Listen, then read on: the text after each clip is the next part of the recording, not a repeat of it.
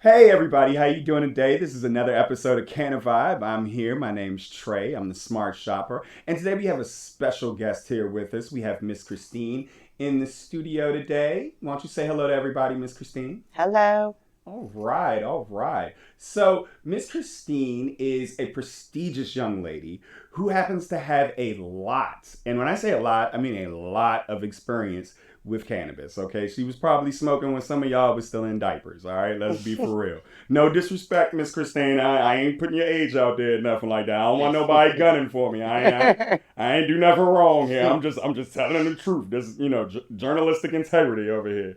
But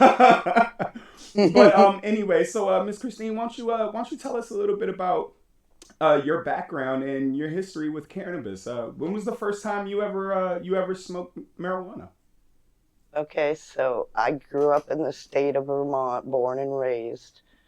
My father was a huge fan of cannabis. He actually grew it and smoked it on the regular all my life. Smart man. So I was in my teen years when I started smoking it with my friends and also sometimes with him when I was at that age, and I did the same thing with my children. That's awesome to be able to share that experience with your kids and be able to have that experience that was shared with your father. I don't know, is he still alive or I haven't seen him for a few years. I think he's down in North Carolina with my brother, but I told you a little about my situation earlier, so right, right. I hope so. But he'd be like 70 right now. I need to get in contact with him. Right. Okay. But still, it's amazing that you have that experience. That you've had that experience with them. Like that's Mm. awesome. You know that a lot of people don't get the opportunity to be able to just relax and share with their parent and be able to smoke a Mm. J. You know, and that would just alleviate so many problems. If like some of these. I'm not saying with your young kids. I'm not saying go to your young kids. But once your kids are adults, you Mm. know it is a totally different experience to be able to sit down and just smoke one with your kid and just be able to relax and be on the level with them. That's an awesome experience. Absolutely. So you mentioned that your first experience with marijuana was with your friends. You want to tell us a little bit about that? What was the situation like? Was it a party? Was it around school or something? Yeah, well, we grew up in the country, so we had kind of had to make our own fun. So we'd get together in the woods, in sand pits, in quarries, and smoke and philosophize and conversate. Mm-hmm. Mm. Mm-hmm. Mm. See, this is what I'm talking about. When you talk to people who have had to hide somewhere to find a hiding space to smoke weed, this is the people you want to talk to. They know about smoking weed. Okay, that's the truth. Okay. So I remember not too long ago we were having a conversation about a weed tea recipe that you were telling me about, a weed drink that you guys used to make. Could you expand on that? Tell me a little bit about that. Yes, when I was up in Maine, my ex and one of his best friends from school, his best friend used to make edibles. So he'd come to our house to make them because he lived with his mother, and his mother he'd been through a divorce and lived with through his mother, and his mother didn't like the smell. Right. So he'd come to our house and bake the edibles. So he'd take the stems and boil them in a pan and make a tea from the stems. Okay. And it was really good. All right. All right. What was your favorite edible? The strongest edible that you ever had that your friend made for you back in those times? Oh my God, it wasn't even him. My, my ex brought home, he was driving cab at the time. He brought home these little tiny brownies. They're like this big, Mm-hmm. like four of them. But he didn't tell me anything. He had to go back to work. So he said, here's some edibles. It was the first time I ever tried them. I ate two of them. Ooh, I big mistake. honestly thought I was going to have to go to the emergency room. Yeah, you never start off with two. You never start off with two when you're dosing. I was in bed panicking, like, oh my God, I think I got to go to the hospital. I might have to call an ambulance, but no, I should probably just lay down and chill. Yeah, that was definitely your best bet at that particular point in time. So, does marijuana normally make you paranoid, or was that just one particular point in time where it made you paranoid? Like, Yeah, that was just the first time I tried an edible. I right. tried them after that, but I knew, how far I could go with it. Right. Okay. You found out that day. Real quick. Yeah. Yes, ma'am. Yes, ma'am. So, I've heard you mention that your dad used to actually grow marijuana. Could you tell me a little bit about the experience that you experienced and what you learned from that particular experience? We lived on 22 acres in Vermont that my grandparents owned. Wow. So he'd just, get a little spot on our property and grow it. And we were aware that it was there. Mm-hmm. Not supposed to let anybody mess with it, but the property was gated and no trespassing anyway. My grandfather's pure Native American, so he was territorial. Okay. So, yeah. All right. All right. Yeah. That's what's up. But I grew it too. Nice. Up in Maine, before Maine legalized it, my ex got medical marijuana. Uh-huh. So he was allowed to have like 6 plants, I think 2.5 ounces processed. But he didn't really. I've always been good with plants and a green thumb. Okay. So I said, let me grow some for you. So I planted like 12 plants. Probably about 6 survived. But one day, they have to be on a light watering schedule. So Right. one day, he didn't know anything about it. So one day I told him, I was leaving the house. I'm like, don't water the plants. I come back, the plants were all wilted, and I pretty much couldn't get them to recover. So I was mad. So I told him, you know what? I'm not growing you any more plants. I wouldn't have grown them no I more. told you neither. not You're to water listening. them. Yeah, you're not listening. I wouldn't have grown them nothing else neither. You done. You done. You get no more plants. So, going back, you were talking earlier about your experiences, and you were saying that you were living in what was it, Maine or Vermont? I grew up in Vermont. Okay, so you were living in Vermont when they actually legalized. Could you talk a little bit about? No, I was Oh, I was in Maine when they legalized it. Maine was, I think, one of the first 3 states in the United States to legalize it. okay. My apologies. Yeah. So could you talk a little bit about your experiences with marijuana in Maine when it was legal? I mean, when it was illegal, and then when it switched over, to being legal. Could you talk a little bit about that and what that experience was like for you? Okay. So, because I always smoked it the majority of my life, when I met my children's father and moved to Maine, he smoked it too. So, obviously, at that point in time, we had to buy it off the streets. But then they medically legalized it. Then they recreationally legalized it. Mm-hmm. So buying it off the streets, it was all right. It was good. We didn't know anything better. But it's like, as soon as you find out, though, it's like, oh, I ain't going back to them streets. I'm done with them streets. Yeah, no, I ain't going back up there. Y'all keep that. Y'all keep that. I feel you on that. Well, when they started opening the dispensaries and stuff, right, it was like, wow. Now I got to readjust. I got to readjust. Right, you was finding strains you ain't even know existed, huh? Yeah. And it's very cool. Yes, man. Yeah. And then you got to figure out like the indica and the sativa. Me, it's more indica than sativa. The sativa makes me feel kind of, I don't know. I don't like how it makes me feel. I like the indica. That's where me and you agree. Okay. I love indica. It makes me feel very relaxed. Sativas aren't bad, but just sitting down and thinking for hours upon hours is what a sativa will do to me, and that's why I can't do it, because I will not be productive. I'll just be sitting there thinking about being productive. But the indica's sweet. I like the indica. Yes, I'm a huge fan. I do the sativa, but I just have a whole different feeling in my body. Okay. When I do. All right. So you live in DC now, obviously. Yes. Big shout out to everybody uptown. This is where we at, uptown. Washington D.C. But you're in Uptown D.C. now, and marijuana is definitely legal here. What has been your experience with the stores here, and being able to get what you want as far as different strains and the availability out here? Oh, well, I've never seen anything like it. When I left Maine, there was like one, two dispensaries. Here they're on every corner. Literally. Sometimes I just walk in to check them out. When they opened that one around the corner up in Smoke, Yeah. I just wandered it in there one day. I just want to know what's up with your Right. store, and I might be back.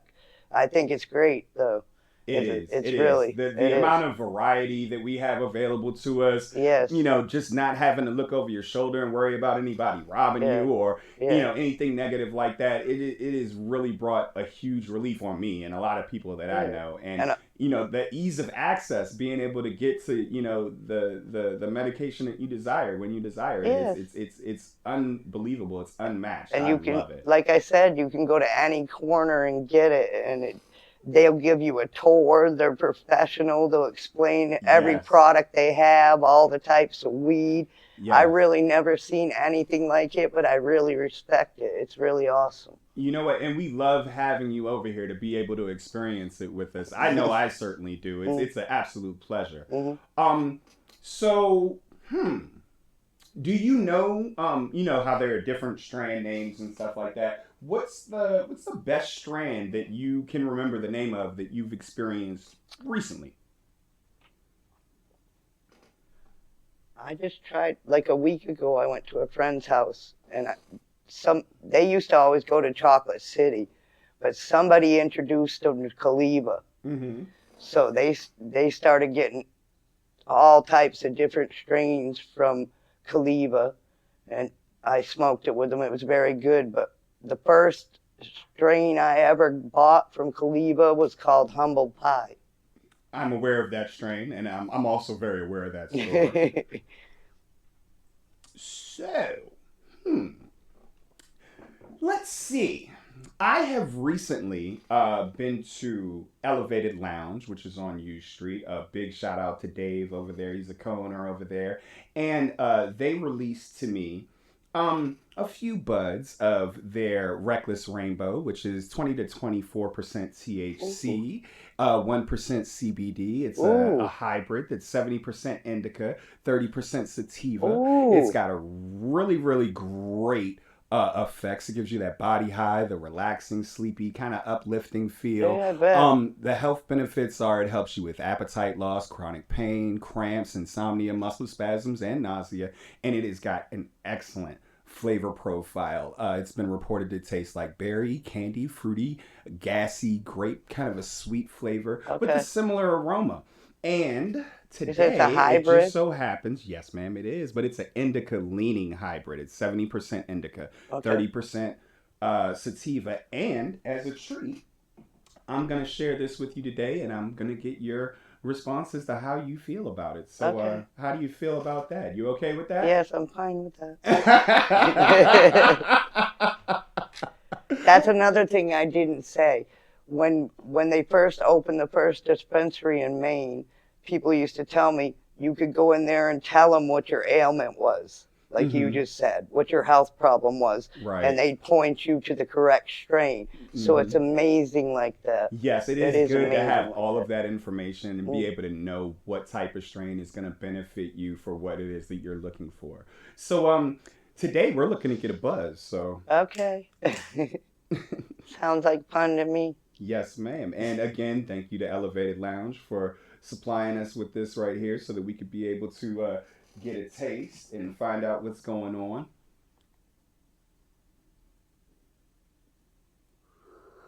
Oh, yeah. Yeah, that's the stuff right there. Right off the bat, just beautiful flavors of the flavor. Cherry and just berry and candy. And it's just delicious. What do you think there, Christine? It is a great flavor. Yes, ma'am. It's a very strong one, too, so be careful when you're walking back home. If I stay upright, I'm tight. So, Ooh. I hit the microphone. Yeah, Reckless Rainbow ain't playing with us over here. So Reckless Rainbow. yes, I have to ma'am. remember. Reckless Rainbow. And what's I will write it down the for you. lounge I will give you all of their on information U before Street? you leave. I will Okay. give you Thank all you. of their information before you leave. Okay. And when you get there, tell them Trey sent you. Okay. All right. But while we're taking a little second to be able to relax here and enjoy the beautiful flavors of Reckless Rainbow, let's talk to Christine a little bit about let's dig a little bit into her past, just a little tiny bit here. I'm really curious because the quality of weed Mm. is definitely different now comparatively to back when you first started smoking. Yes. So, like for example, we're smoking this J right here that is, very tasty, very potent. Can you compare that to say like the first weed you can remember smoking and just talk about the differences a little bit. Well, I mean, like a lot of people say, when you think back, I don't think it was anywhere as strong. And they'll say it's homegrown. Mm-hmm. I don't want any homegrown. You know what I mean? I want the gas, or yes, I want ma'am. the powerful weed. Yes, ma'am. So, straight from Christine's mouth. That's what we want, y'all. All right, we want that gas. I want the killer. That's right. That's right. Don't give us no BS over here. We want the real weed, okay? So flavor profile wise, what do you taste there? Okay, all right. Got me coughing. Fruit. I tasted THC. Yes, it's a very, very strong one. It's very, very good tasting. That's one of the things that I like about this particular strain. Not only does it give you that hit, that power, it relaxes you almost instantly, but it's got a really, really, just great flavor profile that's just excellent for being able to relax and chill. So you're getting the best of both worlds with this one, honestly, because you get a really, really good flavor and you're getting that immediate just body reaction where you just almost melt in your chair while you're doing this. Am I right, Miss Christine? Yes, but you can tell it's strong and powerful. It packs a big punch. It really does. Yeah. It really does. And it's enjoyable. Mm-hmm. It is so enjoyable. Again, thank you, Elevated Lounge, for giving us I think this it's opportunity. the first time I've tried a mixture like this, to be honest. This actually isn't a mixture. This is straight one strain. What I'm saying, when you said CBD and that's just what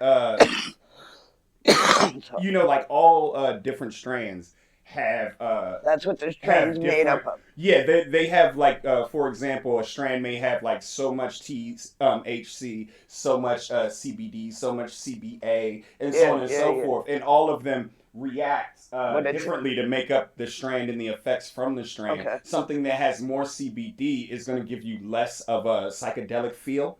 Okay. Versus something with more THC is going to give you more of a psychedelic feel. Okay. And then there, like I said, there's CBA, THD. There are more chemicals, and I don't mean like chemicals. I mean like natural, chemicals in marijuana than even we understand right now with our vast understanding of marijuana. But yeah, this is all weed. It's just one particular strain. It's not a mix. Yeah. I just feel like it has a kick. Oh yes. It's got a mule kick to it. I like it though. Yeah, definitely. It's a very. It's very mellow. It's very mellow. It's a very enjoyable smoke. It's got a great mule kick to it. And this isn't the strongest marijuana that I've ever hit, but it's not the weakest neither. It's like but it's definitely something that you're gonna feel. It's not gonna be one of them like overly super mellow like you just. Blow right through it, and you're like, man, I need to hit another J. I don't feel nothing. Nah, you hit one of these, and you good for a few hours. Here you go, Miss Christine. Thank you. Go ahead and kill that. Enjoy yourself. Kill that. Yes, ma'am. Go ahead. There's plenty left on that. Go ahead. You enjoy it. I can't. Go ahead. Enjoy it. Have a good time with that. You lucky I didn't break out the bong. Now that's back in the day. Yes, ma'am. I think it's been a long time since I've used a bong, but we used to do all that too. I've got a beautiful bong too. I've got a nice glass one. It's amazing. Ooh. Excuse me. You okay?